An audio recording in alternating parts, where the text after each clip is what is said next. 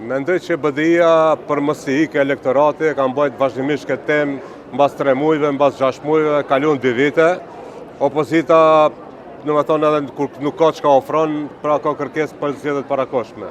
Qeveria është e fokusuar te programi, te premtimet, te vendimet e mjekëve, te investimet në spital, investimet në arsim, tek ajo të cilën e kemi marrë përsipër për të realizuar. Pra Parlamenti ka mjaftueshëm numra, shumicë absolute dhe nuk ka asnjë arsye pra për të eksperimentuar dhe për të shkuar në zgjedhje, që të nuk kupton bllokim të proceseve, bllokim të punimeve, bllokim të prokurorimeve, të punësimeve, të vendimeve, pra nuk është në interes të qytetarëve të kemi fundit është një argjim shtesë për qytetarët e Maqedonisë. Po kjo nuk do të thotë që vleni i cili është favorit të shqiptarët, partia kryesore të shqiptarët në anketat e fundit, që i ikë zgjedhjeve. Po mendoj që për momentin punojmë për zgjidhje, jo për zgjedhje.